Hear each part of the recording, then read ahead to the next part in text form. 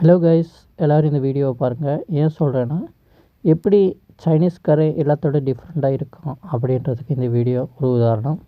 பாருங்கள், இந்த வீடியோவில் ஒரு ஆக்டோபஸ் வந்து இருக்குது. இந்த ஆக்டோபஸ் சாதாரணமாக நம்ம ஊரில் மாதிரி கடலில் போய் பிடிக்கணும் அப்படின்ற அவசியம் இல்லை. சைனாவில் எப்பயுமே எந்த இடத்துல வேணாலும் சின்ன சின்ன இடங்களில் நீர் இருந்துச்சுன்னா அந்த இடத்துல கூட இந்த மாதிரி கடல்வாழ் உயிரினங்கள் வந்து இருக்கும். ஸோ இன்றைக்கி வந்து ஆக்டோபஸ் வந்து இந்த வீடியோவில் பார்த்துருக்கோம். ஸோ இதை பாருங்கள், எவ்வளோ ஈஸியாக வந்து பிடிக்கிறான். அதே மாதிரி இதெல்லாம் பார்த்திங்கன்னா சின்ன சின்ன நீர்நிலைகளில் தான் இருக்குது.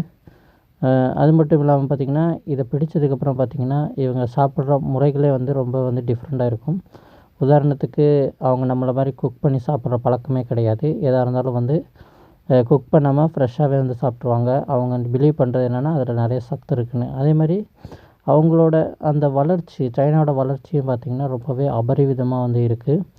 ஸோ அவங்க எல்லா விதத்துலேயுமே வந்து ரொம்பவே வந்து யூனிக்னஸாக இருக்காங்க. இந்த மாதிரி இப்போ பார்த்துட்ருக்குது பார்த்திங்கன்னா நண்டு. இந்த செல்குள்ளே பார்த்திங்கன்னா நண்டு தான் இருக்குது. நம்ம ஊர்லலாம் நண்டு வந்து வலையில் தான் இருக்கும், இல்லைனா அந்த கூண்டில் இதுக்குள்ளே தான் மண்ணுக்குள்ளே தான் இருக்கும், ஓட்டைக்குள்ளே. ஆனால் இங்கே பாருங்கள் டிஃப்ரெண்ட்டாக இருக்குது. அதேமாதிரி இந்த நண்டை வந்து எவ்வளோ ஒரு பயம் இல்லாமல் எடுக்கிறான்னு பாருங்களேன். இது பார்த்திங்கன்னா 2 சைடு கொடுக்கு இருக்குது. அதேமாதிரி கடிச்சுன்னா கை விரல் போயிடும் அப்படின்னு தெரியும், இருந்தாலும் எடுக்கிறான். அதேமாதிரி இந்த பாம்பை பாருங்கள், இது ஒரு க்ரீன் கலரில் வந்து இருக்குது. ஜூம் பண்ண பாருங்கள், நம்மலாம் இதை பாம்புன்னு நினைப்போம். உண்மையாக இது பாம்பு கிடையாது, இது ஒரு மீன். இதே வந்து இவங்க வந்து அன்குக் பண்ணி தான் குக் பண்ணாமல் தான் வந்து சாப்பிடுவாங்க. அதேமாதிரி அடுத்து என்ன பார்க்க போகிறோம் அப்படின்னா, ஒரு ஸ்டார் ஃபிஷ் பாருங்கள். இதுக்கு பேர் ஸ்டார் ஃபிஷ் தான் எனக்கு தெரிஞ்சு. ஸோ இதை பொறுத்தளவுக்கு காமிக்கிறேன் ஒரே நிமிஷம்.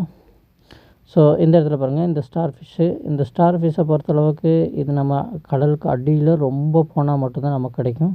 இங்கே பாருங்கள் எவ்வளோ பக்கத்துலேருந்து அவங்களுக்கு வந்து கிடைக்குதுன்னு. அதேமாரி அங்கே இருக்கிற பாசிகள் இது